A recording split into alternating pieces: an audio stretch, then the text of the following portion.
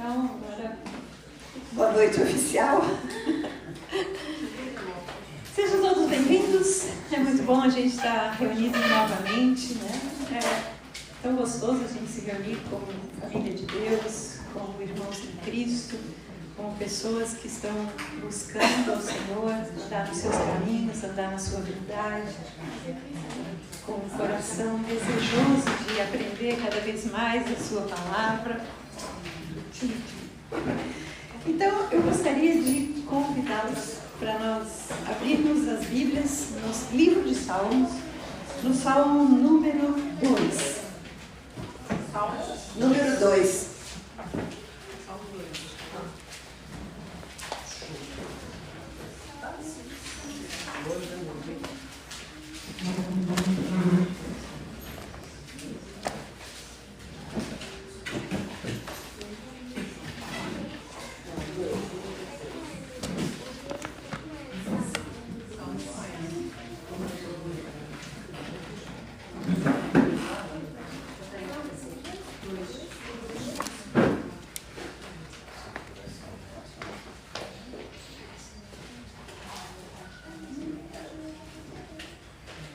Então vamos lá? Assim diz a palavra de Deus para nós nessa noite. Porque sim, Salmo número 2, do versículo 1 em diante. Por que se enfurecem os gentios e os povos imaginam coisas vãs? Os reis da terra se levantam e os príncipes conspiram contra o Senhor e contra o seu ungido, dizendo: rompamos os seus laços e sacudamos de nós as suas algemas. Ri-se aquele que habita nos céus. O Senhor zomba deles. Na sua ira a seu tempo lhes há de falar e no seu furor os confundirá. Eu, porém, constituí o meu rei sobre o meu santo monte Sião. Proclamarei o decreto do Senhor. Ele me disse: tu és meu filho. Eu hoje te gerei, pede-me e eu te darei as nações por herança e as extremidades da terra por tua possessão. Amém? Versículo 11. Servi ao Senhor com temor e alegrai-vos nele com tremor. Nessa noite de hoje nós queremos refletir sobre o reino de Deus. E queremos refletir sobre este rei que foi estabelecido desde antes da fundação do mundo. Porque nós sabemos que aqui existe uma citação do texto de quando Jesus desceu as águas do batismo e ouviu dos céus uma voz dizendo: tu és meu filho, eu te gerei. E aí Deus diz para Jesus, aqui nesse salmo: pede-me e eu te darei as nações por herança e as extremidades da terra por tua possessão. Então não existe nada neste mundo que não vá conhecer, nenhum lugar, nenhuma nação, nenhum povo, nenhuma tribo, de nenhum lugar dessa nação deixará de conhecer a Jesus, se nós, que fazemos parte da Igreja de Jesus Cristo, nos colocarmos em intercessão. Porque Jesus está lá, à direita do Pai, dizendo para o Pai: Pai, eu dei a minha vida em favor de todas as nações, de todos os povos, de todas as línguas. Dá-me por herança. E nós, como corpo de Cristo, nós como os membros do corpo de Cristo, Cristo cabeça e nós os membros, nós temos um papel, que é anunciar que o Rei dos Reis é Jesus, que Ele é o Senhor dos Senhores. E para que a gente entenda Rei de quê, Senhor de quê, como que Ele é Rei, hoje daí nós vamos estudar, refletir um pouco sobre o reino de Deus e procurar entender o que é que Jesus falou a respeito do seu reino. Amém? Vamos orar? E hoje os nossos cânticos serão para declarar que Jesus é Rei.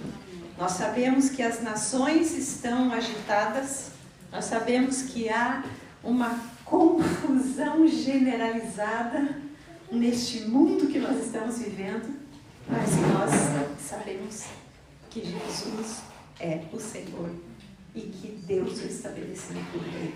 Então, vamos proclamar através dos louvores, vamos cantar quem Ele é, vamos declarar com os nossos lábios quem Jesus é, e isso vai ecoar nos céus. As nossas orações e as nossas canções, feitas de todo o coração, elas sobem como um incenso suave, né? Como uma fumaça agradável às narinas de Deus. Os anjos acolhem as nossas orações, acolhem os nossos louvores de adoração. Amém. E depois, eles pegam o fogo do altar, segundo diz o Apocalipse, e derramam sobre a terra. E quando eles derramam sobre a terra, o texto de Apocalipse diz que nós vemos relâmpagos, trovões, uma agitação que não podemos entender na natureza, nos fenômenos da natureza, mas é Deus sacudindo a terra para que todos reconheçam que Jesus é o Messias, que o Messias já veio e que Ele é o Senhor e que andar com Ele é a única garantia de que nós podemos viver em paz e em alegria. Amém? Vamos orar então? Pai querido e amado, nós te damos graças, Senhor, de todo o nosso coração. Nós te damos graças por podermos nos reunir com liberdade. Nós vivemos numa nação, Senhor, livre. Por enquanto somos livres, Senhor. Livres para professar a nossa fé, livre para andarmos com as nossas Bíblias nas mãos, Senhor. Livre para cantarmos louvores a Jesus, livres para ensinarmos uns aos outros o que é uma vida com Cristo. Obrigada por isso, Senhor. Nós, nessa noite, queremos engrandecer Jesus e queremos que o nosso louvor ecoe pelos 4 cantos da terra, por todos os céus, pelo primeiro céu, segundo céu, terceiro céu, e as pessoas, mesmo aquelas que estão cativas, aquelas que estão em regiões de perseguição, aquelas que estão presas em culturas e em filosofias e em religiões que escravizam, que elas possam ser libertas e provem da alegria que nós temos experimentado. Obrigada, Senhor. Obrigada por podermos nos reunir e por podermos louvar-te. Nós nos entregamos as nossas mentes, os nossos corações. Pedimos ao Pai que o Espírito de Deus cuide de todas as nossas preocupações, que colocamos aos pés da cruz, e pedimos que nos guie nesse tempo, tanto de louvor como de reflexão da palavra. Amém? Lá nós temos a letra, tá?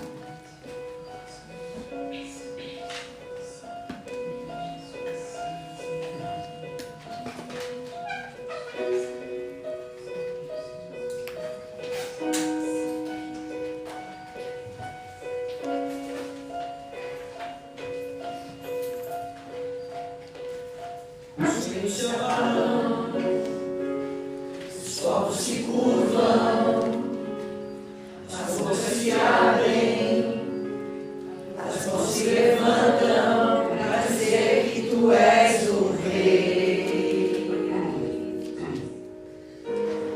para dizer que tu és o Senhor. Os ventos se abalam, os povos se curvam, as bocas se abrem, as mãos se levantam para dizer que tu és o Rei, para dizer que tu és o Senhor. Teu reino é sempre eterno, firmado em misericórdia, justiça e igualdade, bondade e fidelidade. A tua igreja te adora.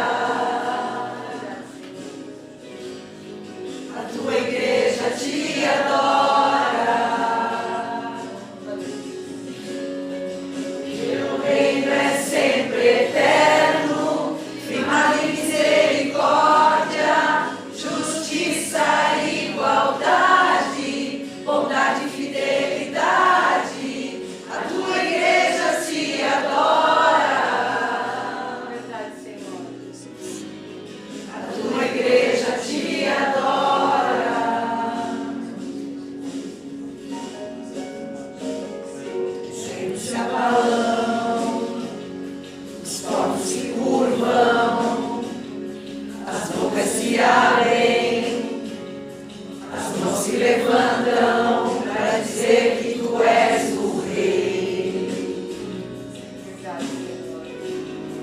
para dizer que tu és o Senhor. Os reinos se abalam, os povos se curvam, as bocas se abrem, as mãos se levantam para dizer que tu és o Rei, para dizer que tu és o Senhor, para dizer que tu és o Rei, para dizer que tu és o Senhor.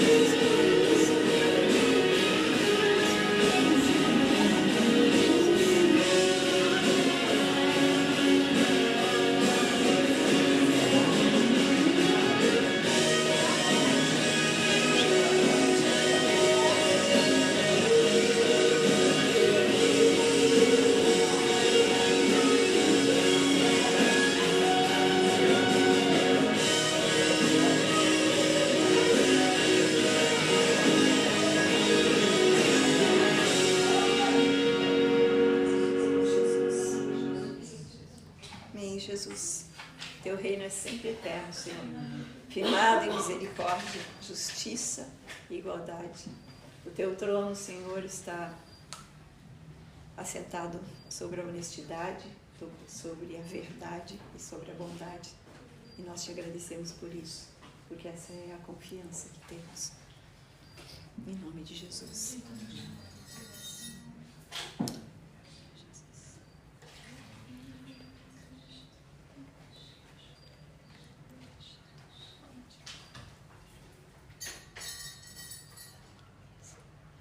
Grandes são as tuas obras, Senhor Todo-Poderoso, justos e verdadeiros são os teus caminhos. Grandes são as tuas obras, Senhor Deus poderoso, justos e verdadeiros são os teus caminhos. Ó Rei das nações, quem não temerá, quem não glorificará o teu nome? Ó Rei das nações, quem não te louvará, pois só o teu nome é santo. Rei das nações, quem não temerá, quem não glorificará o teu nome?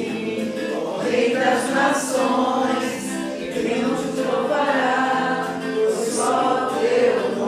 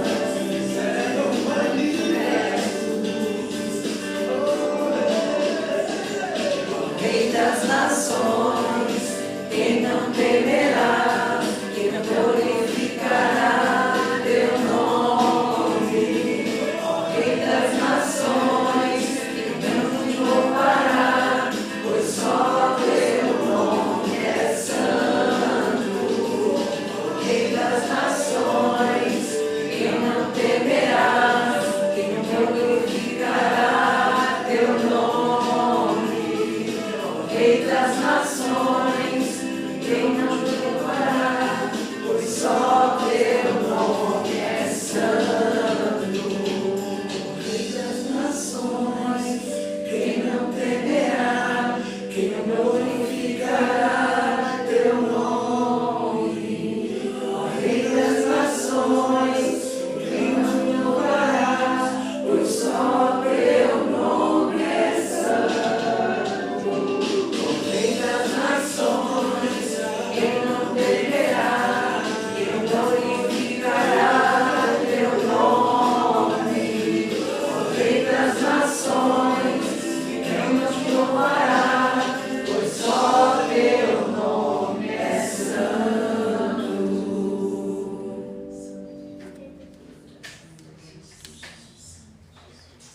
Só o teu nome é santo, Senhor. Quem não te glorificará, Senhor? Basta que te conheçam, Senhor, verdadeiramente. Desfrutem do teu cuidado, do teu amor, do teu carinho, do teu favor, Senhor, do teu zelo. Tu estás presente nas nossas vidas, Senhor. Jesus, tu vieste como Deus Emmanuel, Deus conosco. E nós te agradecemos, porque em todo o tempo tu estás conosco. Eu quero agora, nesse momento, Senhor, agradecer de uma forma especial. Vem cá, Gustavo.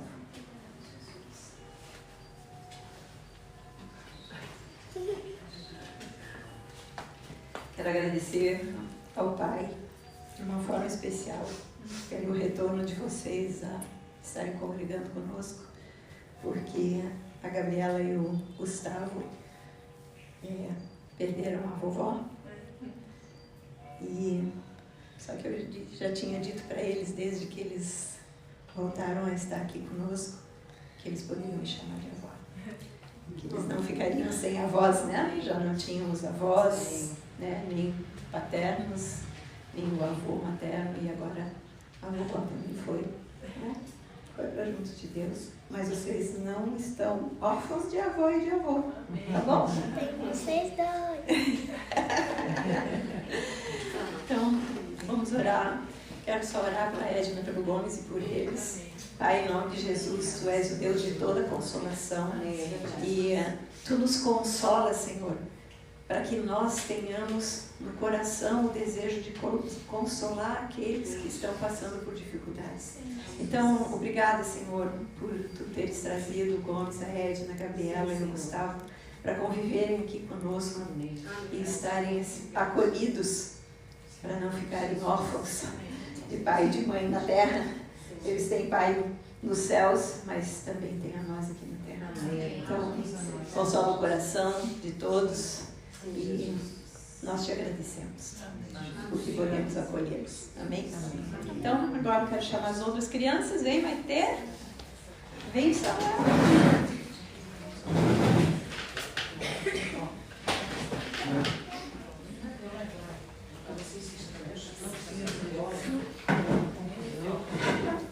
Olha essa aqui também.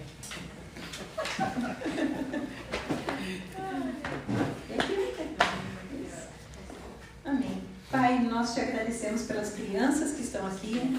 Obrigada pelos pais que trazem os seus filhos e filhas para aprenderem da Tua palavra, para ouvirem a Tua palavra desde criança. Nós sabemos que existe um texto bíblico que diz: ensina a criança no caminho que deve andar, e mesmo quando for velho, não se desviará dele.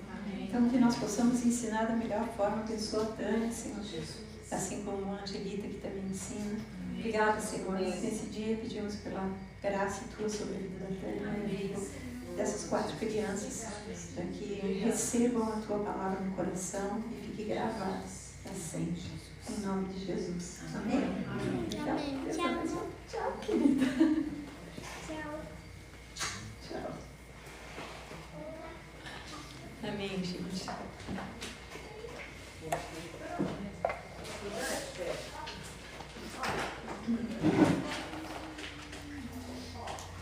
Quando eu mandei um convite deste culto, eu coloquei no convite um texto bíblico do Evangelho de Marcos, que está no primeiro capítulo do Marcos, nos versículos 14 e 15.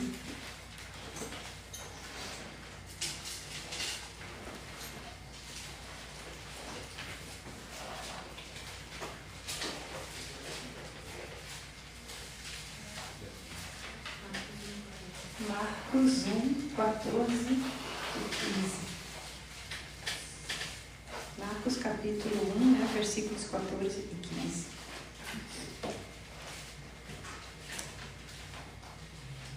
Chave?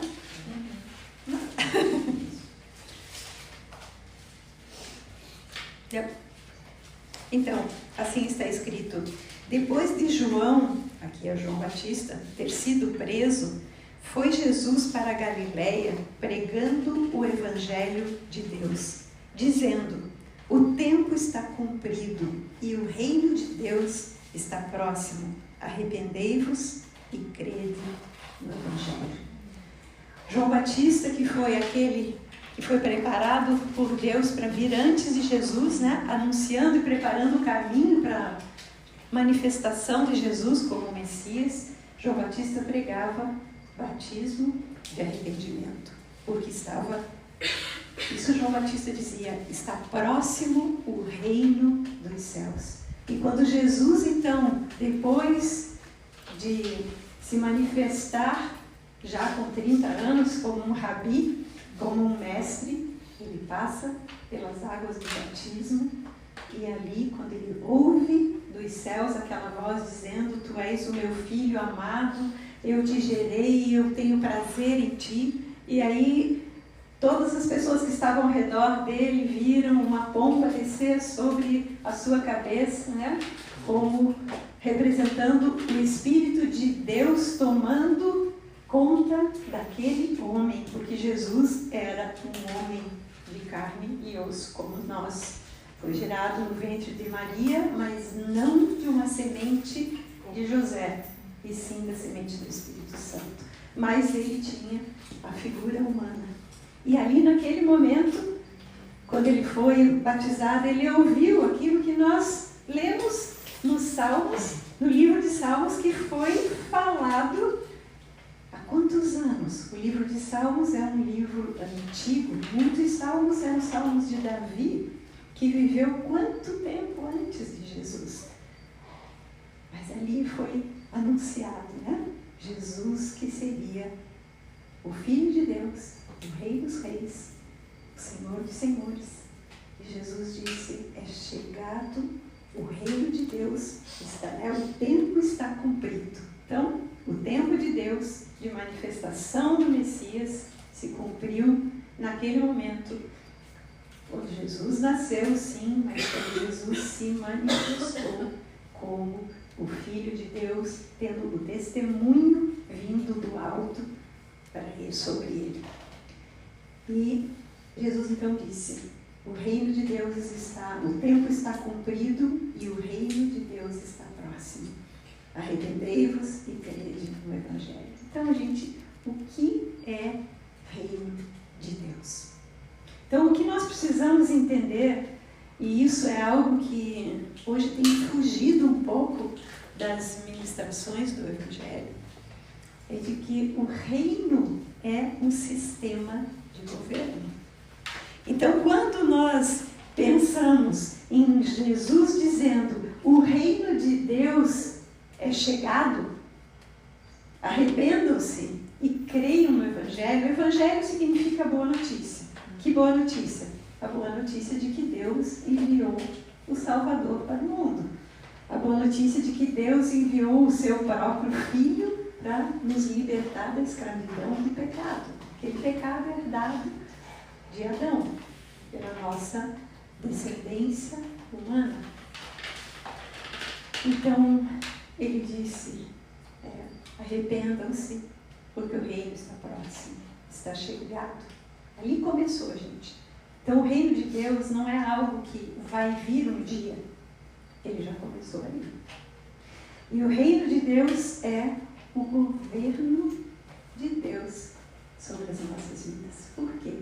Porque Deus é a autoridade máxima sobre todas as coisas.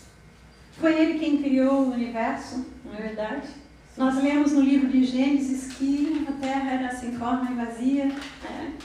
E que o Espírito de Deus pairava sobre a face do abismo. Né? Havia escuridão, havia trevas, até que Deus, que criou os céus e a terra, através da sua palavra, que é Jesus, foi colocando ordem no caos. Só alguém que tenha uma posição de autoridade pode colocar ordem em algo que está em desordem, não é verdade? Então, isso é governo. Então, o reino de Deus é o governo de Deus, onde esse sistema de governo de Deus, ele tem um Senhor. Todos os lugares que ainda existem, né? Monarquia, o rei é quem manda. Ele é a autoridade máxima e todo o restante das pessoas são súditos, são servos.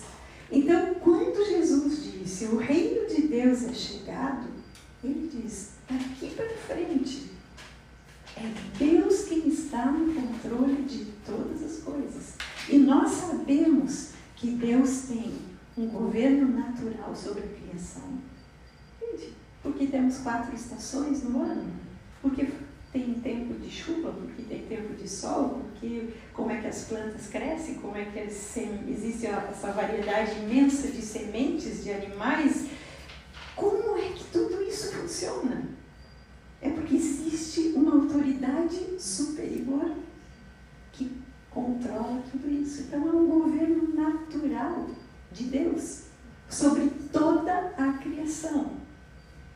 Mas há também um governo de Deus sobre o homem. Porque Deus criou o homem à sua imagem e à sua semelhança. E isso significa que Deus deu para o homem e para a mulher características dele. E este governo de Deus sobre o ser humano, ele é um governo moral. Podemos entender? O Senhor é ético, o Senhor é correto, o Senhor é justo, o Senhor é verdadeiro. Que mais? Quantas coisas cantamos aqui? E tudo isso Ele deu para nós. Por quê? Porque Ele formou o homem do pó da terra e soprou nas narinas do homem o seu fôlego de vida. Quando Ele soprou as características internas dele para o homem. E também quando Ele formou a mulher a partir do homem, a mulher recebeu também características de Deus, como o homem também recebeu características de ambos. Receberam uma autoridade sobre todas as coisas. Aquela autoridade de Deus, não autoridade sobre pessoas. Porque se nós formos ler no livro de Gênesis, no 1º capítulo, nós vamos ver que Deus abençoou o homem e a mulher. Vamos ver se vocês se lembram do texto. Ele abençoou o homem e a mulher com o quê? Com fecundidade. Aí depois ele disse o quê? Multiplicai-vos. E depois? Domínio, né? Espalhais sobre a terra. E depois? Domínio sobre o quê? Sobre os animais, gente. Domínio sobre os animais. Não diz domínio sobre um homem sobre o outro. Não está escrito sobre isto. Então, enquanto Adão e Eva viviam no paraíso e viviam convivendo com Deus, eles estavam aprendendo com Deus a desenvolver essas características que Deus deu para eles. Porque toda característica, seja de moralidade, seja de santidade, seja de ética, seja de justiça, seja de bondade, isso tudo a gente aprende na medida em que vai convivendo. Não é uma coisa que está pronta, ninguém nasce pronto, assim como os nossos bebês não nascem prontos, né? Assim como...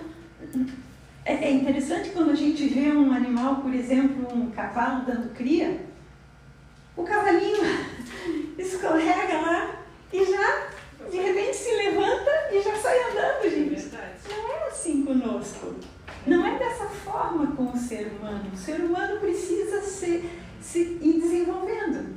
E aí, nesse desenvolver-se, o que aconteceu? O homem e a mulher decidiram que eles poderiam viver sem o conselho de Deus. Foi aí onde eles optaram por comer da árvore do conhecimento do bem e do mal. Então daí eles conheceriam o bem e o mal, não precisariam mais de Deus para saber o que era bom, o que era ruim. Só que eles tinham antes o acesso à árvore da vida. E comendo do fruto da árvore da vida e de todos os outros frutos das árvores do jardim, eles teriam tudo que eles precisavam para poder se desenvolver à semelhança de Deus e povoar a terra segundo o mandato de Deus Pai. Mas ali entrou o pecado, né? Porque eles deram mais ouvidos para uma voz estranha do que para a voz de Deus. E então Deus os afastou, né? Deus os afastou daquele jardim do Éden. E aí, gente, a partir daquele momento que o homem e a mulher foram expulsos do paraíso, eles continuaram vivendo, tiveram filhos. O que já aconteceu logo de cara? O assassinato. Caim matou Abel. Então, cadê a moralidade? Cadê a bondade? Cadê a santidade? Se foi. E aí o que aconteceu? A corrupção tomou conta da raça humana. E aí, se nós formos ler todo o Antigo Testamento, nós vamos ver sempre o homem querendo chegar a Deus, por isso fizeram a Torre de Babel, por forças próprias, né? Não dependendo de Deus. Aí Deus teve que confundir todas as línguas para que eles não pudessem mais se entender, não pudessem mais continuar construindo aquela torre, porque o propósito deles era alcançar os céus pelo seu próprio esforço. E aí, gente, isso foi se desenvolvendo. E Deus aí mandou o dilúvio. Adiantou alguma coisa o dilúvio? Morreu todo mundo, somente Noé e os seus filhos, né? Noé foi achado justo, e somente ele e os seus filhos, com a sua esposa e suas noras, entraram na arca. Aí todos morreram, começou tudo de novo. E aí, depois de um tempo, começou toda a corrupção de novo. Porque a semente da maldade, da independência de Deus, estava dentro do coração do homem. Mas Deus não desiste do seu plano. Graças a Deus, gente. É por isso que nós não podemos desanimar diante de circunstâncias desfavoráveis. Porque sempre foi assim. E sempre Deus cuidou. É verdade. Não é verdade? Então, o que aconteceu depois de um determinado tempo? Deus mandou o seu Filho. E aí Jesus Cristo, ele veio. Por que ele veio em forma de homem? Para acabar com isso, essa herança que veio da corrupção. Jesus veio como homem, e o apóstolo Paulo escreve na primeira epístola aos Coríntios que Jesus foi o último Adão. Então, ou seja, representante da raça humana, Jesus foi o último. E o que aconteceu lá na cruz? Lembra que aprender? Ele, quando foi crucificado, o que diz?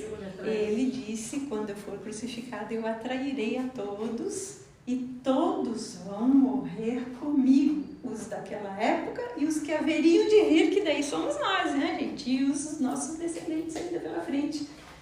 Então, ali ele fez morrer, ali Jesus acabou a raça humana. Quando Jesus foi sepultado, só que ele não ficou retido pelos grilhões da morte. A palavra de Deus diz que ao terceiro dia ele ressuscitou. Mas ele ressuscitou num corpo humano. Era um corpo transformado, sim, que não estava mais sujeito ao tempo e nem sujeito ao espaço, né? Ele podia passar pela porta ali sem abrir a porta, ele podia ir de Brusque para Curitiba, como eu fui, sem um piscar de olhos. Jesus não era retido nem pela dimensão do tempo, nem do espaço. E assim Jesus ressuscitou ao terceiro dia, e depois que ele ressuscitou, ele subiu aos céus e ele vive a interceder por nós. Para quê? Para que nós o imitemos. A palavra de Deus diz, o apóstolo Paulo escreve que nós fomos escolhidos e predestinados chamados e predestinados por Deus para sermos conforme a imagem do Filho. Agora, não é mais aquela imagem de Deus do Éden. Agora nós temos que olhar para o Filho. Agora nós precisamos olhar para Jesus e seguir Jesus e querer andar com Ele, porque é a imagem do Filho que vai fazer com que nós vivamos este padrão de moralidade, esse padrão de ética, esse padrão de justiça, esse padrão de santidade, esse padrão de governo, de autoridade. Lembram quando Jesus, depois que ele ressuscitou, ele apareceu, andou durante 40 dias, né, e foi visto por discípulos, foi visto por diversas pessoas, até que, por fim, ele foi para um monte na Galileia e ele disse que era para os discípulos irem até ele, e de lá ele subiu aos céus. E o que ele disse? Toda a autoridade me foi dada no céu e na terra. Ide, portanto, e fazei discípulos de todas as nações, batizando-os em nome do Pai, do Filho e do Espírito Santo, ensinando-os a guardar tudo que eu vos tenho ensinado, e eis que estarei convosco até a consumação do século. Então, para quem nós temos que olhar para aprender a exercer autoridade? Para Jesus. E não autoridade sobre pessoas. Porque Jesus veio para servir e não para mandar em ninguém. Ele cumpriu a lei. A palavra de Deus diz que ele veio e que ele cumpriu a lei. E aí ele nos resgatou daquela escravidão da lei para nos dar uma vida de liberdade, de escolha, de andar nos seus passos. Por isso cada um de nós tem uma caminhada diferente com ele. Não existe uma regra, agora todo mundo vai agir assim, todo mundo. Não. Depende da minha busca. Depende da minha escolha. Depende de se eu quero ou não que ele me guie. Então depende do quê? De um relacionamento com o meu rei. Quando Pedro, depois que Jesus já tinha subido aos céus, naquele dia do Pentecostes, quando houve aquela manifestação sobre todos os judeus que estavam para a festa do Pentecostes em Jerusalém, e houve aquele som como de um vento, e apareceram umas línguas de fogo como chamas de fogo, na verdade, sobre a cabeça dos discípulos que estavam há 10 dias reunidos num local em oração, porque Jesus havia dito: permaneçam reunidos, unidos em oração, até que do alto vocês sejam revestidos do meu poder, da autoridade que ele tinha sobre todas as coisas. E aí o que aconteceu ali? Houve aquele derramar do Espírito Santo, inclusive povos, tinha 17 nações diferentes reunidas naquele lugar, e cada um daquele povo ouviu as maravilhas de Deus através de Jesus, a pregação do Evangelho de Jesus Cristo na sua própria língua, sendo que aqueles discípulos, aqueles 120, os apóstolos e os demais que formavam um grupo de 120, eles eram galileus. E o povo da Galileia era um povo pescador, era um povo rural, de criação de ovelha. Eles não eram letrados, eles não sabiam nem ler nem escrever. E esses homens falaram nas línguas das outras nações, dos medos, dos persas, lá das 17 nações. E aí todo mundo ficou, quem são esses? Não são aqueles caipiras? Porque eles eram debochados. Porque assim como Penha Brusque antigamente não debochava do pessoal da Guabiruba por causa do sotaque alemão, que era um sotaque diferente, não é verdade? Caroça. Então, assim como havia esse deboche aqui, só para ilustrar, lá eles debochavam dos galileus, porque eram os caipiras. Então como é que esses caipiras estão ainda sabendo falar do Evangelho? Por quê? Porque Jesus deu para eles a autoridade. Por quê? Porque olhou para o coração deles. Jesus disse, fiquem em Jerusalém, e eles ficaram. Fiquem reunidos, e eles ficaram. E ficaram reunidos, orando, gente, pedindo para Jesus que cumprisse o que ele havia dito. E que eles precisavam ser revestidos de poder e de autoridade para fazer tudo que Jesus fez. Porque Jesus disse, vocês vão fazer o que eu fiz e coisas até maiores vocês vão fazer. Porque vocês vão orar a mim, eu estou do lado do Pai, e o Pai vai atender. Tudo que vocês pedirem em meu nome, eu farei se vocês crerem. Então, gente, o que acontece aqui? Lá começou, há 2000 anos atrás começou o reino de Deus. E esse reino de Deus, ele não tem a ver com comida, com bebida, com guarda de sábado, com determinados rituais, nada disso. Está escrito também, o apóstolo Paulo escreveu isso também. Não se preocupem com essas tradições que escravizam. O reino de Deus é justiça, paz e alegria no Espírito Santo. Justiça por quê? Porque Jesus pagou o preço do pecado na cruz. Então, ele fez justiça por nós. Paz, porque uma vez que ele fez a justiça, houve uma reconciliação, há uma possibilidade de reconciliação nossa com Deus Pai. Porque Jesus, o Filho, nos abriu o caminho. E depois a alegria no Espírito, porque, gente, existe coisa mais preciosa do que saber que nós temos um Senhor que está lá direito do Pai, que está cuidando de nós. Que a gente pode orar a Ele e Ele cuida. Não é que Ele vai fazer a nossa vontade na hora que a gente quer, do jeito que a gente quer. Mas Ele está nos ouvindo e Ele vai fazer o melhor. Por isso Jesus ensinou na oração do Pai Nosso, para nós pedirmos ao Pai que não seja feita a nossa vontade, mas sim a dele.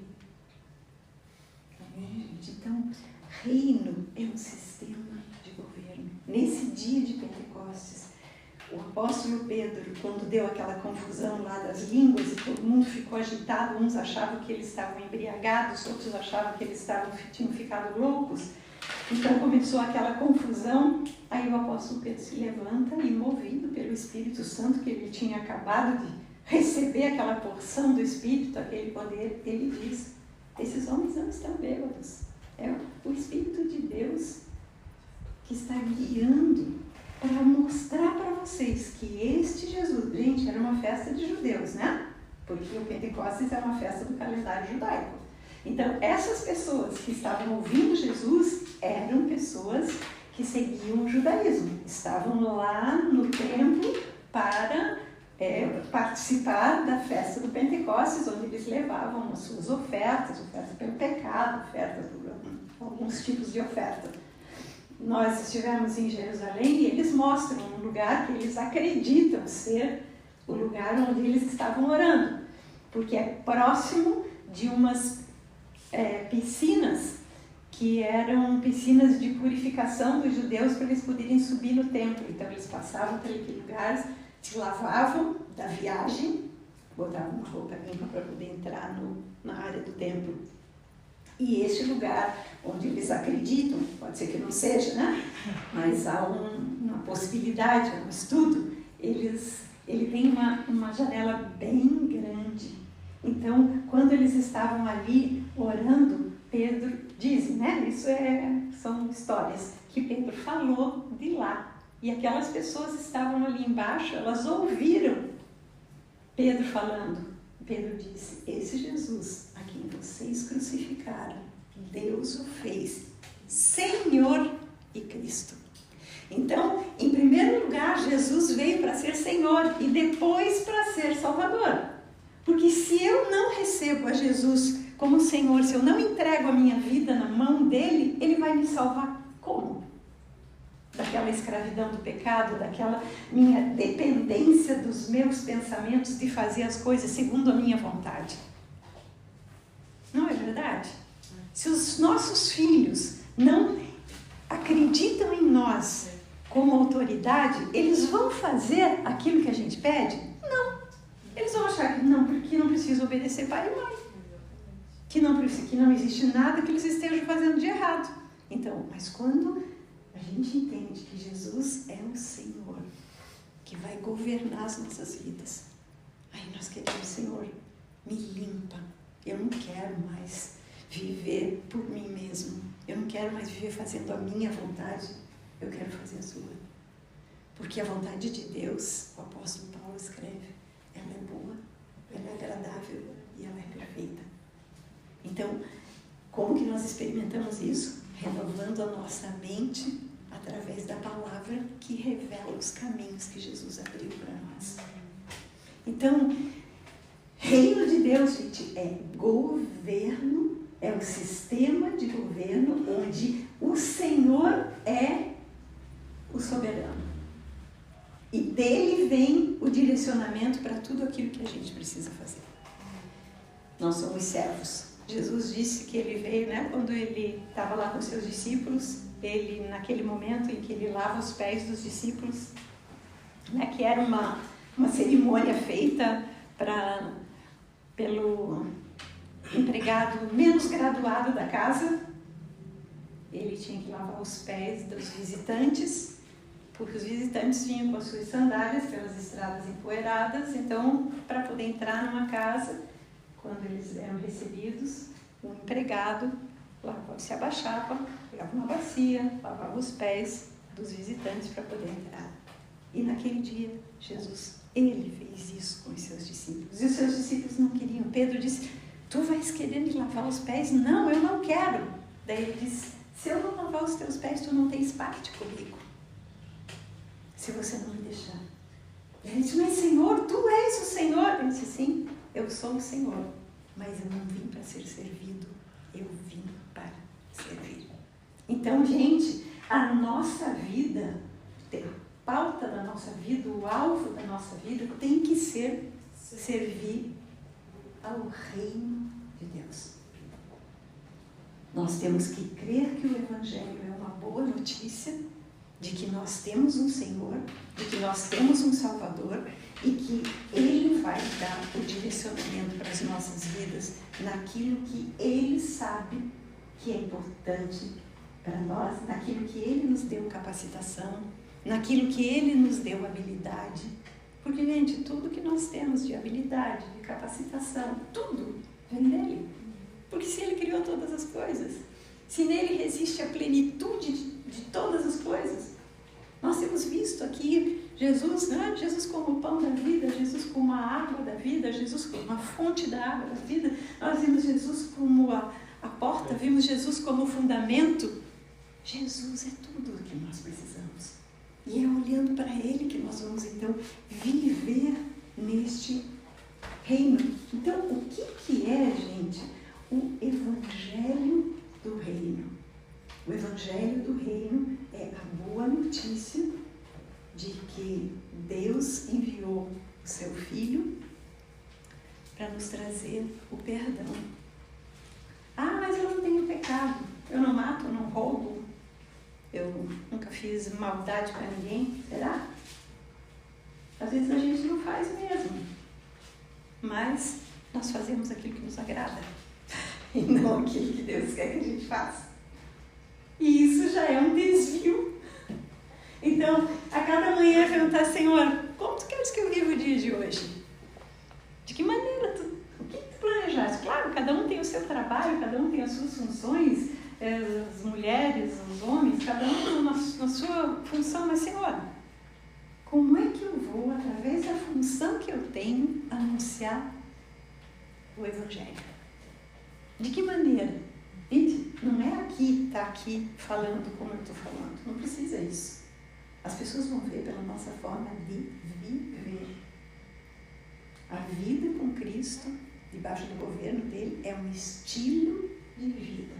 É um estilo de vida onde nós fazemos Tudo por amor a Deus, porque Ele nos amou primeiro e nos enviou seu Filho. E tudo por amor ao próximo, porque Deus derrama o amor dele em nós para que a gente leve esse amor para aquelas pessoas que ainda não conhecem. Dá para entender? Então, existem dois reinos. O apóstolo Paulo escreve aos Colossenses dizendo assim, que Deus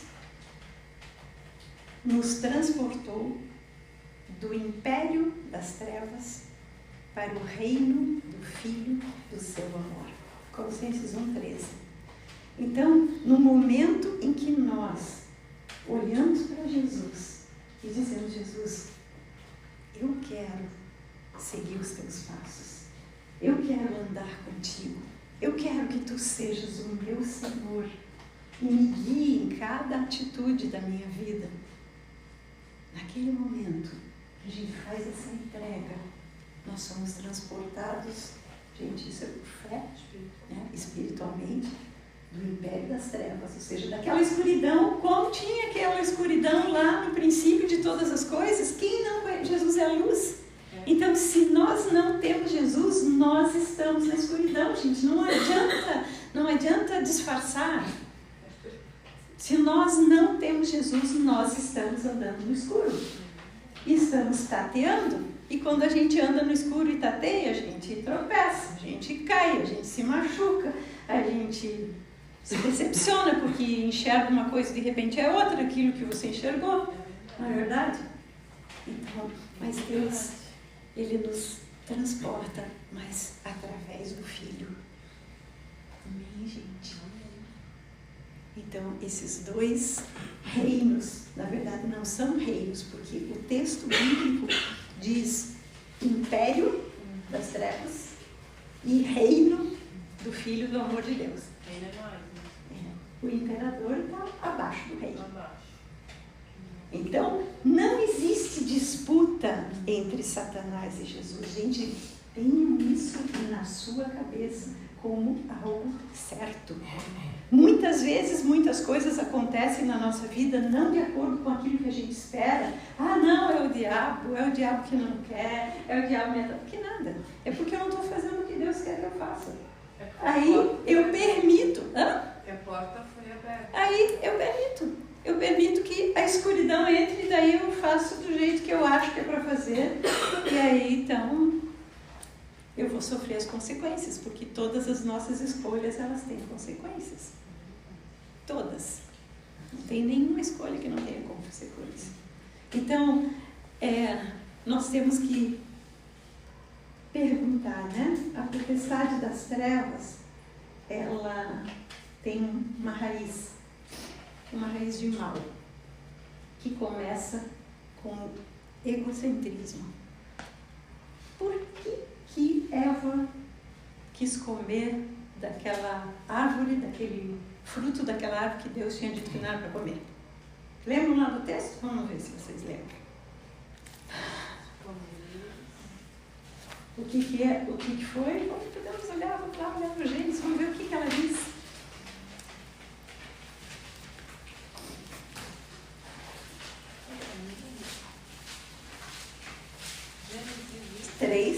Gênesis 3.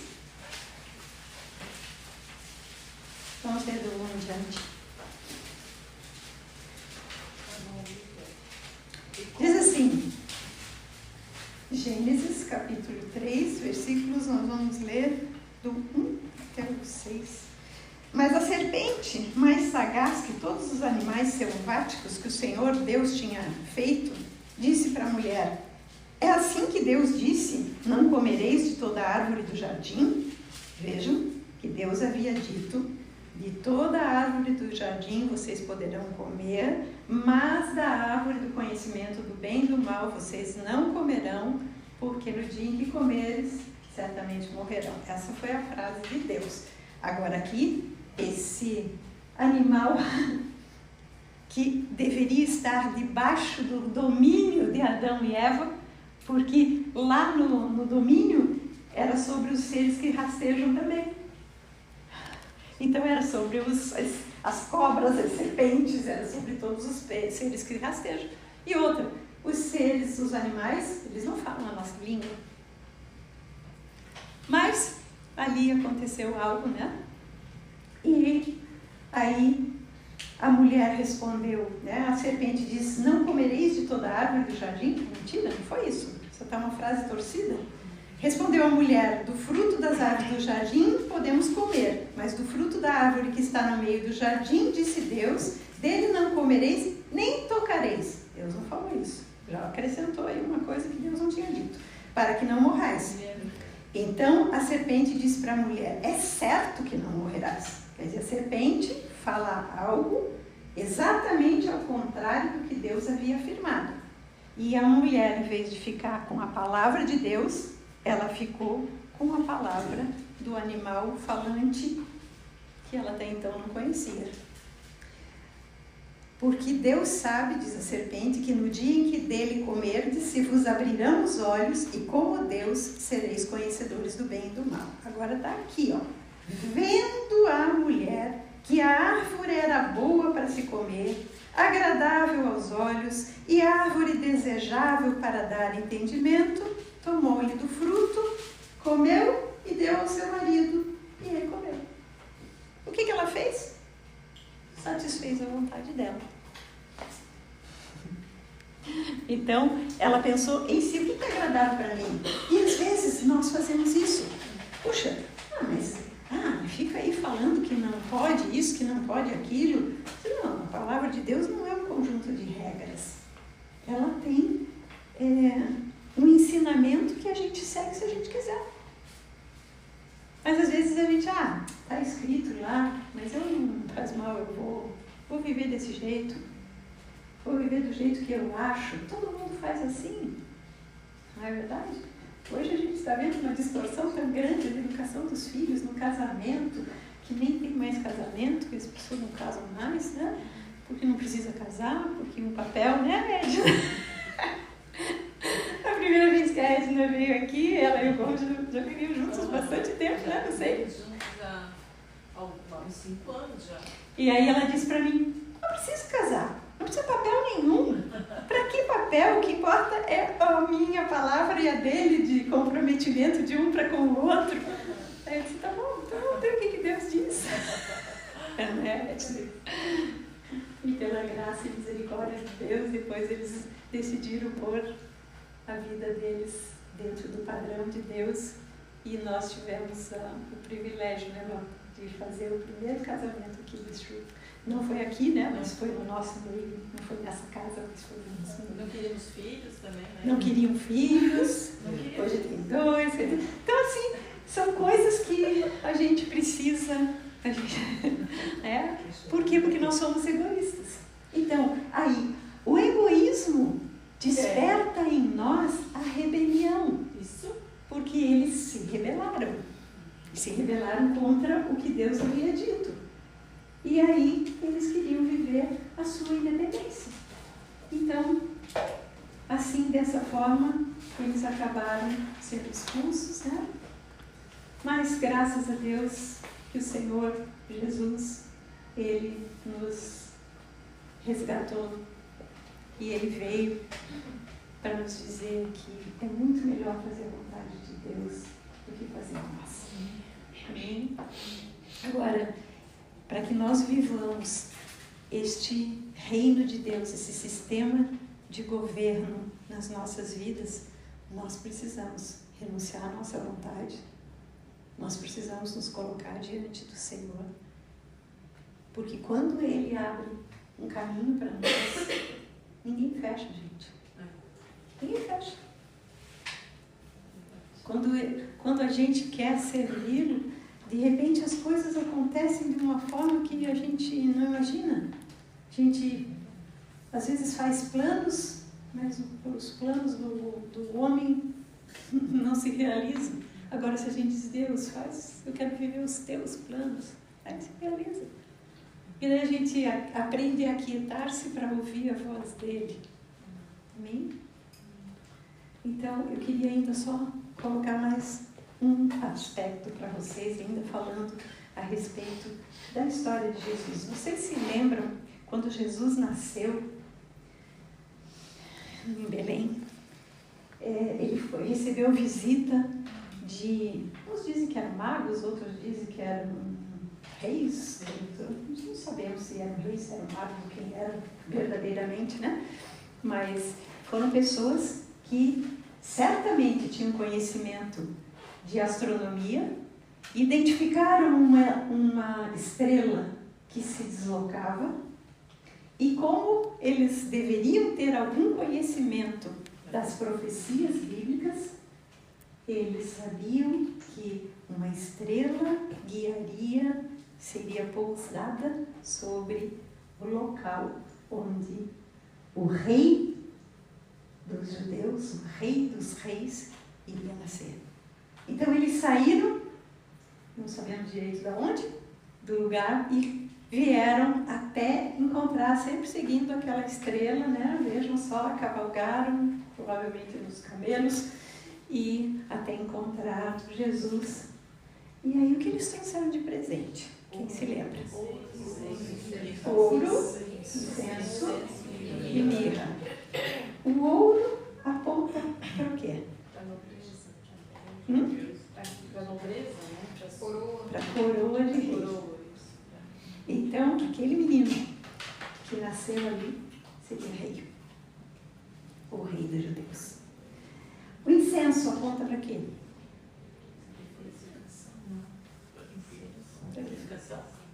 Oração. Lembram? Vocês lembram no tabernáculo lá de Moisés, durante o período da travessia do deserto, existia, antes de entrar no Santíssimo Lugar, né? Tinha o átrio, tinha o Santo dos Santos e o Santíssimo Lugar. No Santo dos Santos tinha o candelabro, a mesa com os pães da proposição e o altar do incenso. Era o lugar onde eles queimavam esse incenso, que era uma resina aromática, né? E esta resina representava as orações que o sacerdote estava fazendo em função de todo aquele povo que vinha ali para que os pecados fossem perdoados. Então, o incenso aponta para o sacerdócio de Jesus. Então, Jesus seria rei, sim, dos judeus, mas ele seria o sumo sacerdote de uma descendência que não era a descendência das 12 tribos de Israel. O sacerdócio de Jesus é o sacerdócio segundo Melquisedeque, que não sabemos o começo dele, nem de onde ele veio. Sabemos que ele era o rei de Salém, ou o rei da paz. Então, o incenso já apontava para esse sacerdócio de Jesus. E a mirra? Sabe o que é a mirra? A mirra é uma planta amarga que era usada para tratar feridas. Então, isso apontava para o sacrifício que Jesus faria, para o sofrimento que ele passaria no nosso lugar, para ser rei e sacerdote. Tudo, gente, tudo. Então, quando a gente estuda o Antigo Testamento, ele é, de fato, a sombra das coisas que haveriam de vir, como o apóstolo Paulo fala.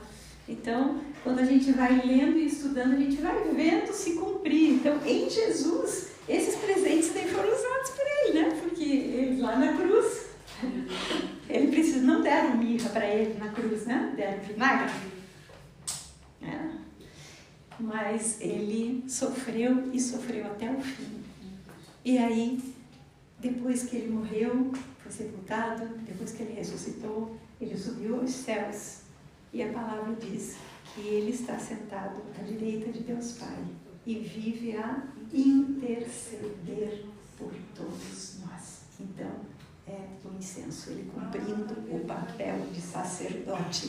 Sacerdote é aquele que intercede diante de Deus pelas pessoas, mas é também aquele que traz a orientação de Deus. Então, o sacerdote, gente, Jesus não deixou a palavra para nós? Então, Jesus dá a palavra, que está tudo aqui, não tem novidade, né? Não vamos ficar inventando outras palavras, porque é o que está aqui, não outra coisa. Então, Jesus, ele intercede por nós. E um dia, no Apocalipse, está escrito que ele virá com a coroa de rei, para reinar com todos aqueles que receberam a ele como seu Senhor e como seu Salvador. Lindo isso, não? Então, é um plano perfeito. Mas uma das coisas que eu queria salientar aqui nessa noite para vocês é que há uma pregação de um evangelho que não mostra esta verdade. Há uma pregação do evangelho hoje, um evangelho de facilidade. O evangelho de que tudo Deus vai resolver. É só você falar, ele vai fazer o que você quer, é só você fazer um sacrifício ali, aí nós voltamos lá para a lei, né? É só você fazer tantos dias de jejum, não que não possamos fazer jejum, Jesus também disse para a gente que a gente poderia jejuar no sentido de concentrar a energia do corpo para entender a palavra dele, em vez de gastar a energia do corpo no processo de digestão. Então, para isso serve o jejum.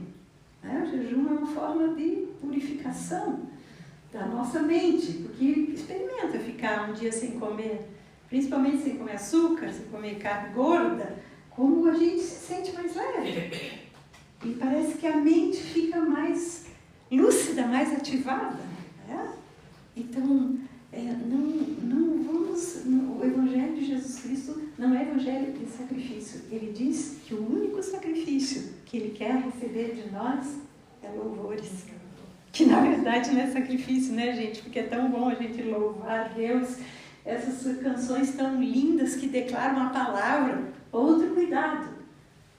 Vamos escolher músicas e cantar músicas, canções que cantem a palavra. E não que cantar, Senhor, porque para mim, porque não tem nada de mim, de comigo, não. É Ele. Nós temos que adorar Ele. Nós temos que ser gratos a Ele. Eu ainda falei na terça-feira passada, né? Quem estava na reunião das mulheres, terça-feira, nós fomos, o Walter e eu, num culto na igreja luterana, um dia desses, um domingo desses. E aí, quando a gente pegou o Inário, era no culto de manhã, então daí com o órgão e com os hinos, né, tradicionais, aí eu olhei 1678. E até hoje se canta, e até hoje ele mexe com os nossos corações. Então, por quê? Porque a palavra de Deus cantada não é aquela história de facilidades, não é essa história de prosperidade, não que Deus não queira que a gente prospere. Guilherme, como tu me perguntaste, o Senhor, Ele diz que aquele que teme ao Senhor, que está escrito?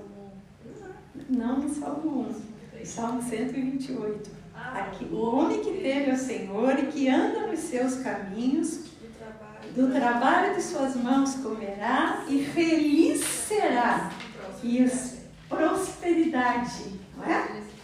Feliz e próspero está escrito lá. Com o trabalho dos 128, vocês foram abençoados no casamento por esse salmo. Então, gente, a prosperidade sim, mas a prosperidade não é para que eu queira me olhar dela, ou para que eu use aquilo que o Senhor me dá somente como um benefício para a minha vida. É para que eu possa servir o próximo, é para que eu possa repartir, é porque a gente possa abrir a casa, abrir a casa e dividir com as pessoas aquilo que a gente pode, partilhar as coisas que a gente pode.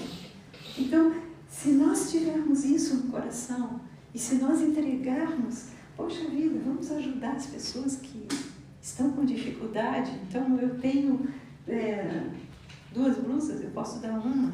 Eu tenho comida, eu posso dar comida. Posso repartir a minha comida, posso até dar e ficar sem comer, porque depois, mais tarde, eu posso preparar algo para mim. Né? Então, é isso que é viver de fato dentro daquilo que o Senhor quer de nós. Então isso é seguir os passos de Jesus, isso é andar no Evangelho. Então, gente, o apóstolo Paulo queria convidar vocês a abrir a primeira epístola de Paulo aos Coríntios. Vocês sabem que Paulo era um judeu de alta classe, né? Um homem de família abastada, um homem que estudou com os melhores professores da época. Ele fazia parte do sinédrio, ou seja, do governo, né, dos judeus, tá? Governo religioso dos judeus. E perseguia os cristãos, perseguia ao ponto de entrar nas casas, arrastar as mulheres, as crianças e matá-las. Por quê? Porque essas pessoas cristãs, ou seja, chamadas de pequenos cristos, essas pessoas estavam desonrando a lei que eles acreditavam que deveria ser honrada. Ele guardava a lei lá do Antigo Testamento, como os judeus fundamentalistas guardam até hoje, os judeus que não são messiânicos guardam até hoje. Não só os 10 mandamentos, mas lá 673 ou 6, lá, acho que é 600 leis.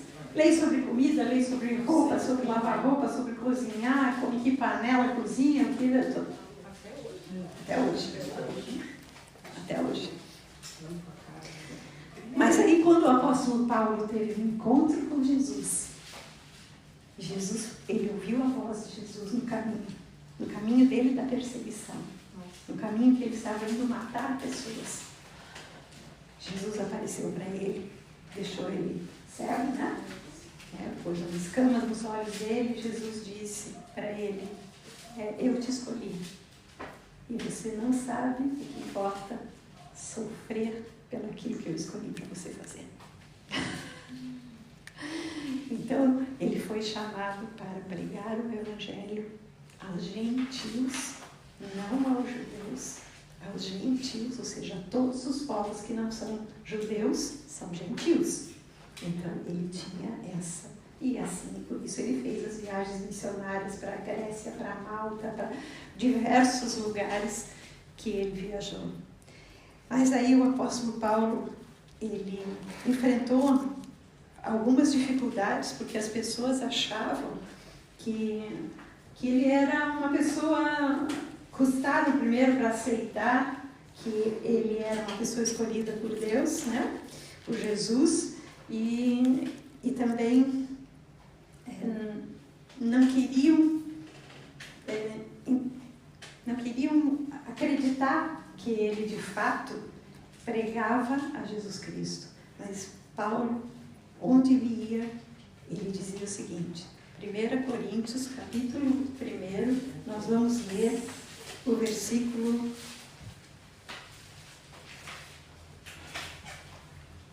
22 e 23. Ele diz assim, 1 Coríntios, capítulo 1, né, versículos 22 e 23, diz assim: porque tanto os judeus pedem sinais, como os gregos buscam sabedoria, mas nós pregamos a Cristo crucificado, escândalo para os judeus, loucura para os gentios, mas para os que foram chamados, tanto judeus como gregos, pregamos a Cristo, poder de Deus e sabedoria de Deus. Porque a loucura de Deus é mais sábia do que os homens, e a fraqueza de Deus é mais forte do que os homens.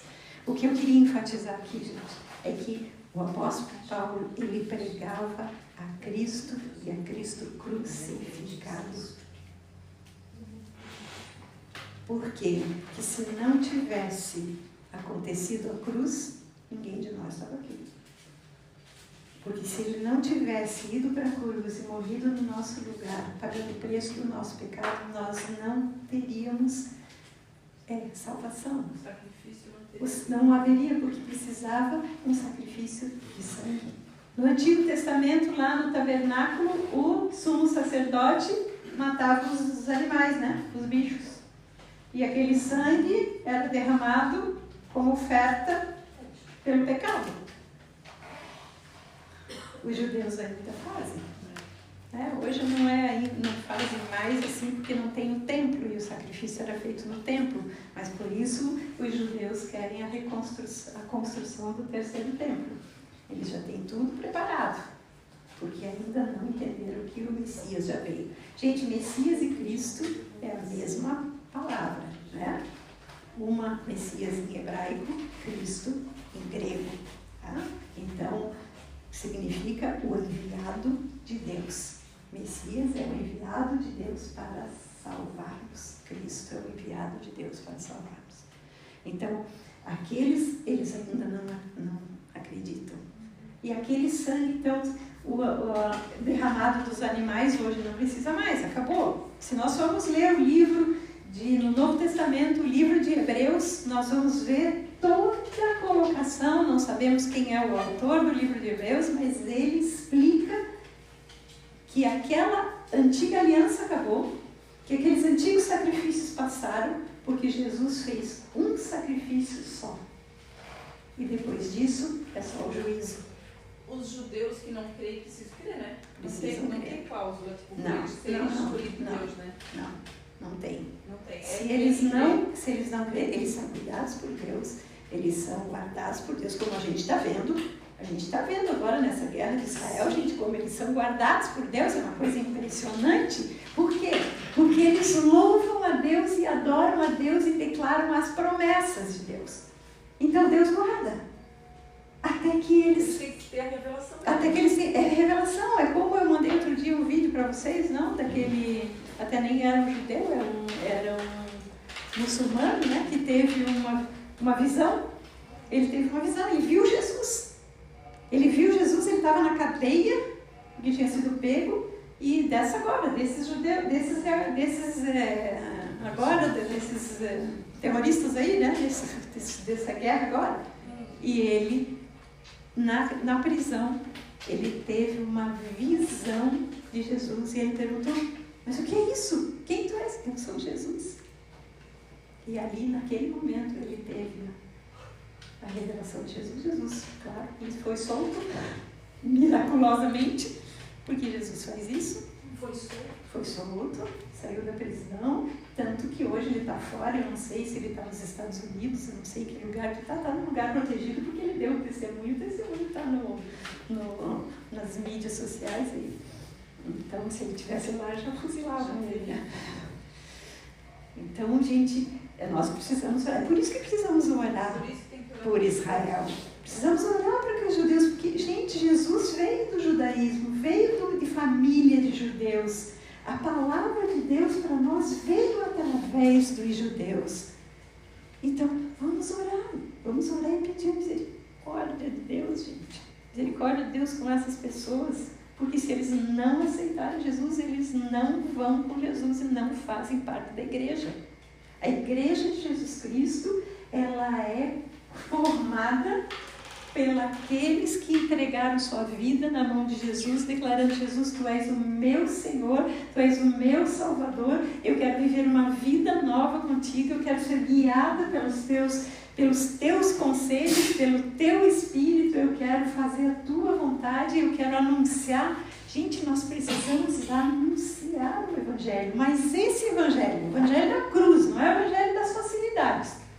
Porque quando nós anunciamos o Evangelho da cruz, o Senhor cuida das nossas necessidades. Ele diz que nós não temos que nos preocupar com o que havemos de comer, de beber, claro que a gente tem que trabalhar para tudo isso, né? Mas ele diz: busque em primeiro lugar o reino de Deus e a sua justiça, e todas essas coisas que são necessárias, né? As necessárias, não os luxos, as necessárias, essas serão acrescentadas. Depois, se ele acha que a gente merece um luxo, ele dá. Se ele acha que pode nos dar algo a mais, ele nos dá. Amém, gente? Então, eu sei que eu já nem cheguei lá no texto que eu queria pregar hoje, sobre a parábola do joio e do trigo, mas se nós não entendermos a respeito do reino de Deus, o que é, do governo de Deus, se nós não entendermos que o Evangelho de Jesus Cristo não é Evangelho de facilidade, é Evangelho de cruz. É claro que Jesus venceu a cruz, hoje a cruz está vazia, né? Mas nós precisamos, Senhor, eu quero ser incluída lá naquela cruz. Eu quero ser incluída lá, eu quero morrer contigo. O apóstolo Paulo escreve aos Gálatas, ele diz assim: eu estou crucificado com Cristo e vivo não mais eu, mas Cristo vive em mim. E esse viver que eu tenho hoje, nesta carne, eu vivo pela fé no Filho de Deus, que morreu por mim, que deu sua vida por mim. Será que nós somos capazes de dizer isso? Que nós vivemos crucificados com Cristo? Que nós vivemos renunciando? Isso é ser discípulo, gente. E se a gente não for discípulo, a gente não faz parte da igreja. A igreja é formada por discípulos, não é formada por crentes, nem formada por evangélicos. A igreja é formada por discípulos, seja que tipo e qual denominação cristã que for. Porque Deus olha o coração. Deus não olha a denominação. Deus não olha a instituição. Deus olha o coração. Por que Deus escolheu Davi? Que era o mais mirradinho dos 7 irmãos, era lá o pastorzinho de ovelha, que o pai nem colocou na mesa quando veio lá Samuel para ungir, né? Ele nem chamou. E Deus disse: não olhe, você está achando que é a aparência daquele que é guerreiro, daquele que é isso, daquele... Não, eu olho o coração. E aí ele chamou Davi. Porque Davi, enquanto cuidava das ovelhas, entoava canções para Deus. Por que nós temos tantos salmos de Davi? Davi tocava harpa e cantava canções para Deus. Enquanto pastoreava as ovelhas. E Deus o tirou de trás, né? A palavra diz que ele tira de trás ele tira de trás de um rebanho. Como é que é, Luzia? Tem um hino que falava de trás das malhadas. Das malhadas, do rebanho malhadas das ovelhas, né? Tira de lá. E fez rei? E transformou em rei. Claro que foi um processo, né, gente? Foram 17 anos, eu acho, desde que ele foi escolhido até que ele se tornou rei. Foi aos poucos, passou por prisão, passou por um monte de situação, foi forjado para ser. E assim é conosco, gente. Assim é conosco. Nós queremos, às vezes a gente quer já... É uma vida escolar. É bastante, mas assim, para ser rei, né? Da onde que foi tirado, meu Deus, né, gente? Tem que... Olha que... Mas pensam vocês, Jesus, para ele ser o rabi, o mestre, os mestres só eram escolhidos a partir dos 30 anos. No judaísmo. Então, os meninos são ensinados no judaísmo desde pequenos, eles aprendem a ler e escrever através da Torá. Aos 13 anos, eles passam por um ritual, porque eles já leram toda a Torá e já foram ensinados. A Torá são os 5 livros o Pentateuco, os 5 livros de Moisés e mais alguns profetas. E ali eles aprendem isso, eles têm que decorar textos, eles têm que saber com 13 anos, então eles são considerados adultos, viu? Na questão espiritual. Por isso que a gente precisa ensinar as crianças, gente. E aí, só que daí, dos 13 até os 30, ele ficou servindo a família dele, trabalhando com o pai dele. E demorou muito mais do que Davi. E aí, então, com 30... Jesus. E daí, com 30 anos, então, foi onde Jesus aparece como um rabi, como um mestre. E aí tinha aquela roupa de mestre, com aquelas franjas azuis, com aqueles sinetes, aquelas coisas, né, que eles usam. Então, ali ele poderia ensinar, senão ele não poderia ensinar. Então, existe um processo, e nós, às vezes, as pessoas têm uma experiência com Jesus hoje e ela já quer sair amanhã. Não que a gente não possa testemunhar a nossa experiência, a gente pode, mas querer ensinar a palavra nós precisamos conhecer, para não ser pedra de tropeço ensinando errado. Então, depois que Jesus foi batizado, depois que ele começou, então, passou pela tentação no deserto, né? E foi aprovado, né? Porque ele não sucumbiu à tentação de receber de Satanás o domínio sobre os reinos. Satanás diz para ele: se você, está vendo todos esses reinos aqui? Se você me adorar, eu te dou, porque eu recebi. Satanás recebeu o domínio sobre a terra lá de Adão e Eva. E aí ele oferece para Jesus. Aí Jesus disse: não, está escrito, só o Senhor teu Deus adorarás, só a Ele darás culto. Aí Jesus estava com fome, né? Porque estava 40 dias no deserto, com um jejum de comida. E aí o diabo vem e diz: transforma essas pedras em pães. Ele era um homem, ele estava com fome. Mas ele disse: não só de pão viverá o homem, mas de toda a palavra. Então, não era mais do que o pão físico, ele precisava da palavra de Deus dentro do seu coração. Outra tentação foi aquela de dizer para ele: sobe lá no pináculo. Esses dias eu vi um programa daquela Israel com a Aline, e ela mostrou a altura do pináculo. Quanto que era, Walter? Edifício de quanto? 30 andares? Uma coisa assim? Isso era o pináculo do templo que aparece lá no Mateus 4, na tentação de Jesus. E o diabo leva Jesus até o pináculo do templo. É uma esquina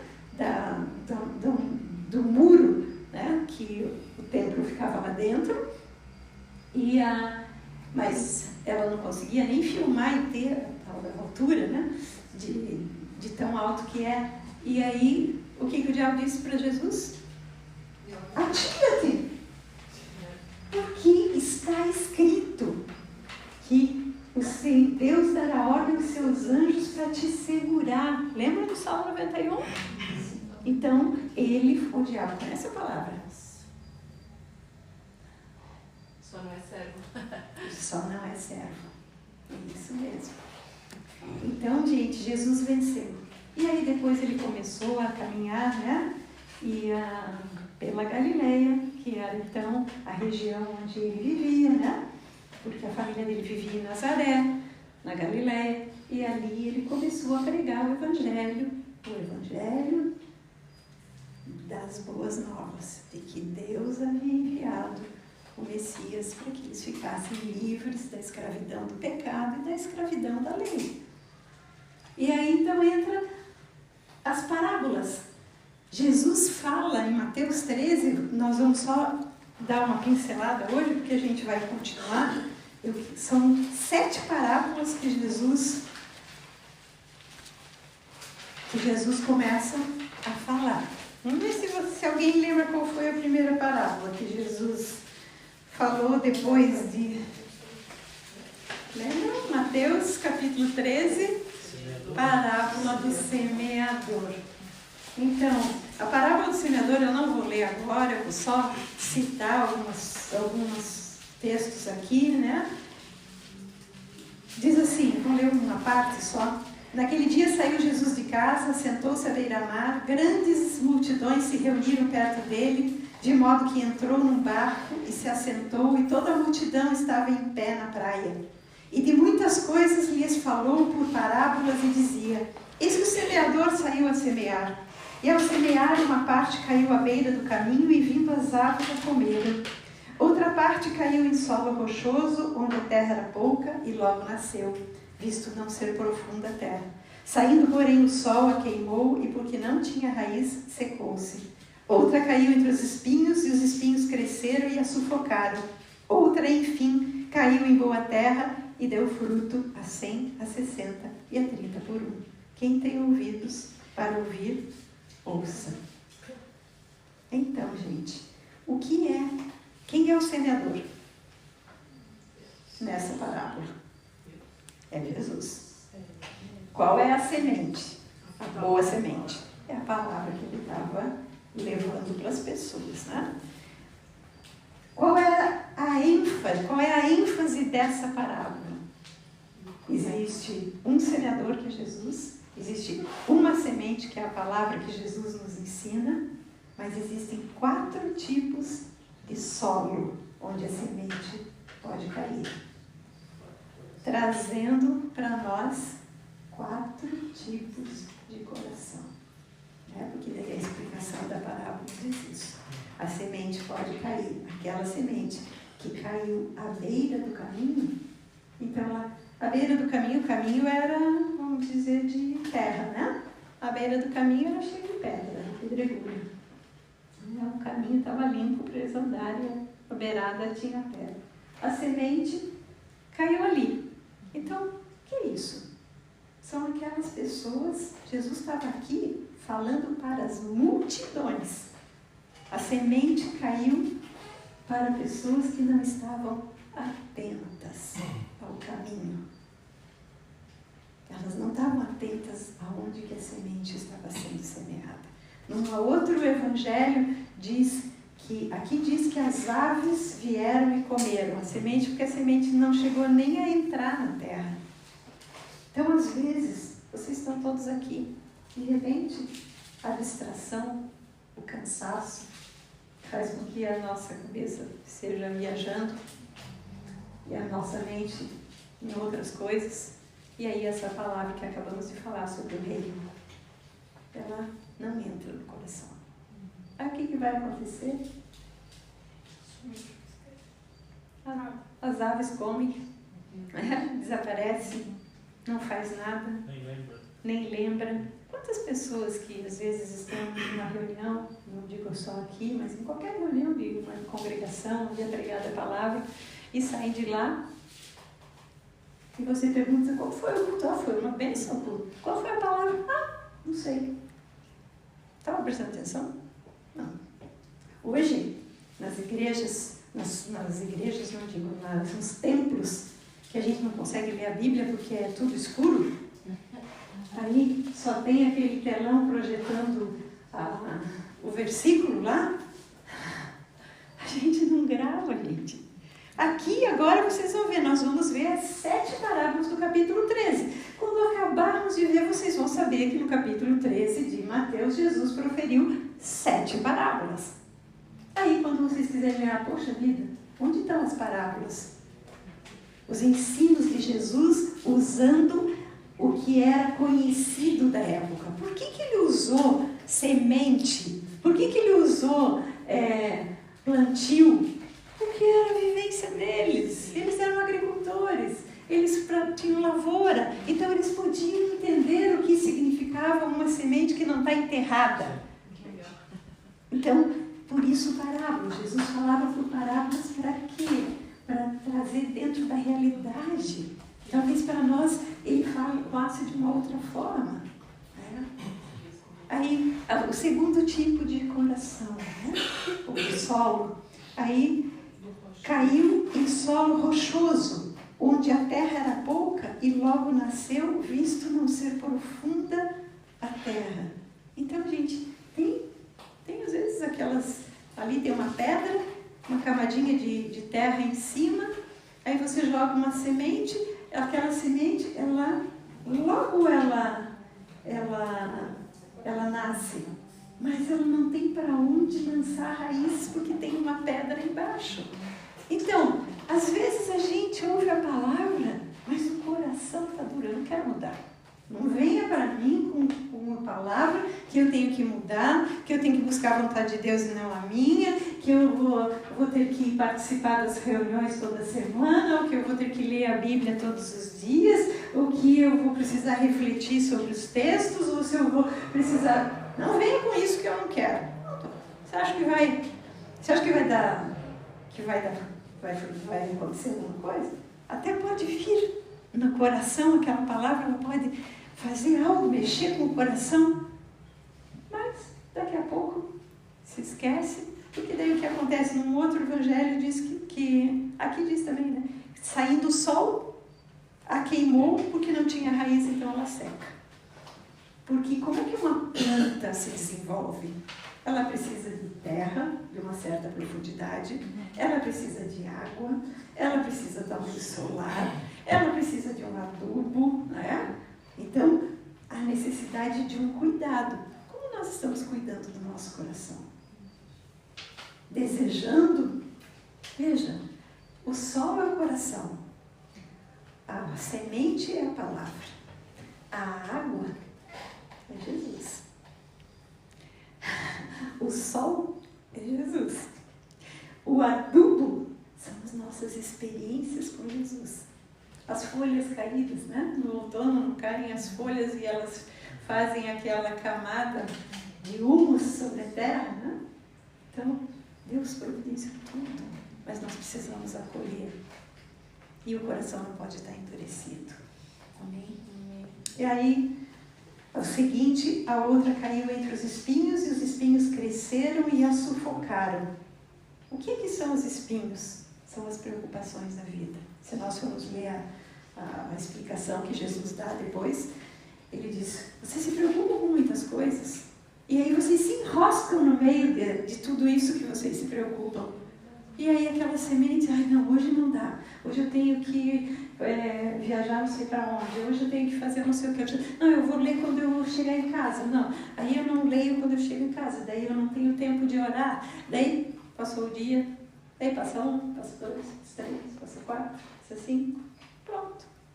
Lá ficou a semente sufocada pelos espinhos.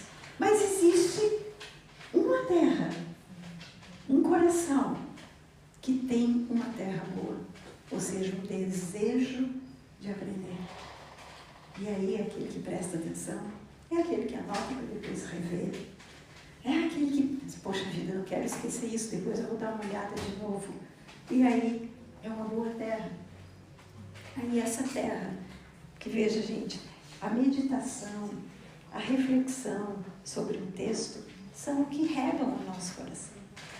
Não adianta vocês ouvirem tudo isso aqui, agora ir embora, ninguém pensar em que é governo, ninguém pensar o que é autoridade, ninguém pensar nos textos que eu falei, não vai lá conferir no Gênesis, porque é a história do Antigo Testamento, não, vai lá conferir como Deus criou todas as coisas. Aí a gente vai regando. E aí o que acontece aqui diz que essa semente que caiu em boa terra, ela deu fruto a 100, a 60 e a 30 por 1, ou seja, vai multiplicar. Porque daí aquilo que é bom para mim, eu vou partilhar com ela, mas de repente ele partilha com outro, ela não partilha, e daqui a pouco aquele evangelho foi espalhado. Eu creio que cada um aqui pode ter sido o primeiro a se converter na sua família, a ter uma experiência com Jesus. E depois foi trazendo outras pessoas, por quê? Porque elas olharam, o que está diferente nessa pessoa? Por que ela está mais gentil? Por que a minha mulher levanta de manhã e faz café para mim, né? Por que cuida e faz uma comida boa? Por que os meus filhos, eu dou atenção para eles e sento com eles e converso e pergunto? Por que eu trabalho com honestidade, sem enganar o meu cliente, procurando fazer o trabalho da melhor forma? Para que as pessoas dizem, puxa, o que aquela pessoa tem de diferente? Aí você tem a oportunidade de falar. Então, só para encerrar aqui, uma vez, muitos anos atrás, nós tínhamos uma chácara e andávamos a cavalo. E, inclusive, o Walter e eu fazíamos aula de equitação para saltar. E aí nós fomos convidados, nos relacionávamos então com outras pessoas que também, né? Aí nós recebemos um convite para ir num baile de CTG. Vestida de prenda, certo? Claro, vestida de prenda, emprestei um vestido, o Walter foi lá. Eu já era convertida, né? O Walter ainda não tinha tido uma experiência com Jesus, mas eu tinha. Era o show dos Serranos. Então era, e lá fomos nós em Gaspar, né? Aí chegamos lá, eram naquela época, não sei se hoje ainda são, mas naquela época os bailes eram muito bonitos. Era luz acesa, não tinha nada de escuridão, e era aquilo de correr o salão, né? Vaneirão, aquelas coisas que você corre o salão, né? Que vai dançando e vai rodando o salão. E lá fomos nós, né? Nós fazíamos aula de dança de salão. Nós já fizemos tudo um pouquinho, né? E aí, sentei na mesa, eu não conhecia, tinha um casal daqui de Brusque, ou dois, não sei, que foram junto conosco. E aí, de repente, uma mulher olhou para mim e ela disse: "Você é crente, né?" Eu disse: "Eu sou crente em Jesus Cristo, mas por quê? Não, você tem alguma coisa de diferente." Gente, eu estava dançando como todo mundo dançando, estava ali rindo. Eu não bebo, não ia beber cerveja, não gosto de cerveja nem ia beber. Então, não estava bebendo. Mas eu estava ali rindo, me divertindo, achando bonito a música e tal, e dançando. Mas alguma coisa aquela pessoa percebeu.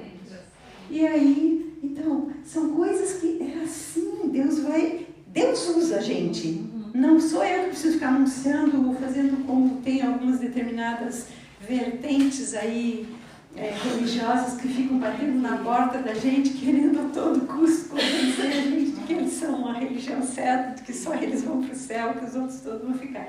Não, a gente tem que viver, gente. E quando a gente vive, as pessoas aí dizem: "Tá, o que existe diferente na sua vida?" E aí é a oportunidade da gente falar de Jesus. Amém, gente? Então, essa é a parábola do semeador, que Jesus falou para as multidões. Mas depois, ele falou... Vou para só 25. Não. Semana que vem, vamos para a parábola do joio e do trigo, que também está relacionado com semente, que também está relacionado com semeadura, com lavoura. As sementes são parecidas, enquanto elas se desenvolvem pequenas, elas são parecidas, você não distingue o que é joio do que é trigo. Só quando elas crescem é que nós vamos poder ver a diferença. Por quê?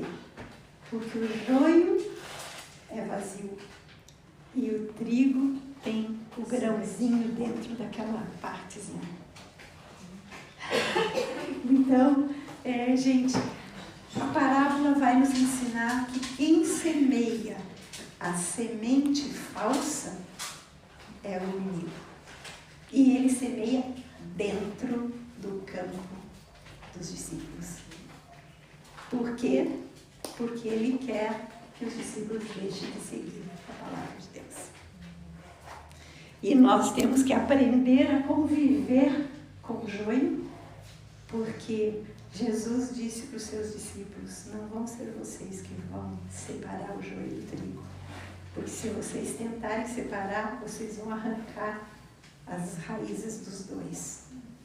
Mas haverá um tempo, no final dos tempos, quando Jesus voltar para o julgamento, em que ele vai enviar os anjos dele, e os anjos farão a separação entre o joio e o trigo. O joio vai ser queimado, porque ele é palha que só serve para dançar no vento. Mas o trigo não. O trigo vai ser colhido, porque o trigo tem vida dentro dele. Então, essa explicação é para nós olharmos para nós mesmos e perguntarmos para o Espírito Santo: quem eu sou? Eu tenho vida dentro de mim? Se eu tenho vida? Porque muitas pessoas dentro das próprias reuniões e congregações, elas são joio. Elas têm aparência de discípulos, elas andam de Bíblia, elas cantam, elas participam das reuniões, dos seminários, mas elas não distribuem a vida de Deus. E nós precisamos distribuir o Evangelho que gera vida na vida das pessoas. Amém? Eu sei que foi uma feijoada hoje, mas depois a gravação vocês podem ouvir de novo. E se quiserem, eu tenho tudo escrito. Se alguém quiser, eu mando o arquivo para poder estudar. Bom, vamos orar então? Amém, Senhor. Nós te agradecemos, Pai, te agradecemos pela Tua palavra. Nós somos muito gratos, Senhor, porque o Teu Santo Espírito nos revela a Tua palavra e nos ensina o que é ser verdadeiramente um discípulo Teu. Senhor, nós queremos sim ter um coração receptivo para a Tua palavra. A cada encontro nós queremos receber a palavra e queremos durante a semana regá-la, Senhor, com as nossas reflexões, com as nossas orações, com os nossos louvores e com a prática também, Senhor, daquilo que nós entendemos, para que assim haja uma frutificação.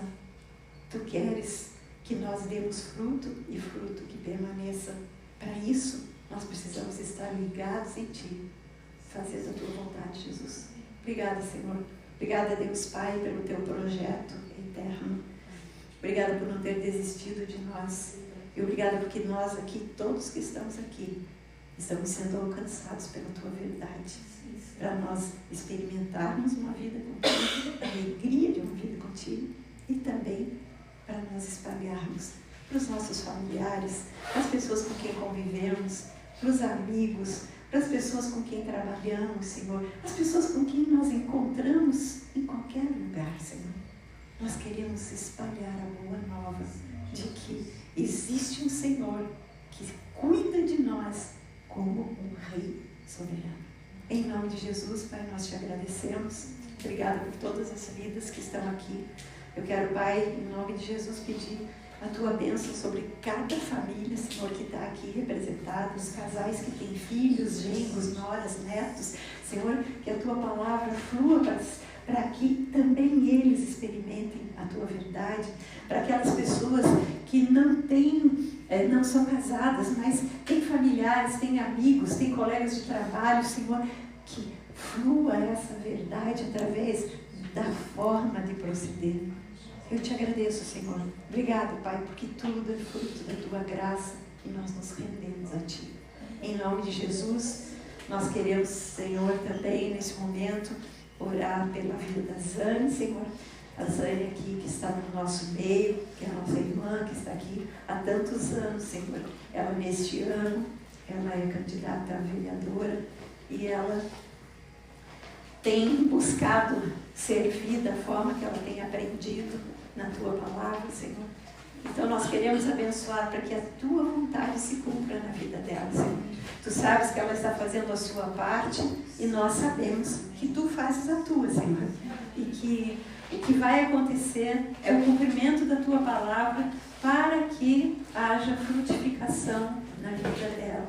Nós abençoamos em nome de Jesus. E pedimos, ó Pai, que Tu nos dês para todos nós sabedoria para escolhermos os governantes da nossa cidade. Nós vivemos nessa cidade, Senhor, nós queremos, a palavra diz que em cada cidade que a gente vai ou que a gente vive, nós devemos orar para que haja um governo justo. E porque quando o justo governa, o povo se alegra. Mas quando o ímpio governa, o povo chora. Então, Pai, em nome de Jesus, nós colocamos e pedimos, dá-nos sabedoria nessa semana. E dá, Senhor, força, fortalece a Zane e dá, Senhor, para ela aquilo que só Tu sabes que ela precisa. Em nome de Jesus, nós queremos agora, Senhor, dizer que fazemos parte da Tua família e nos cumprimentar uns aos outros. Amém?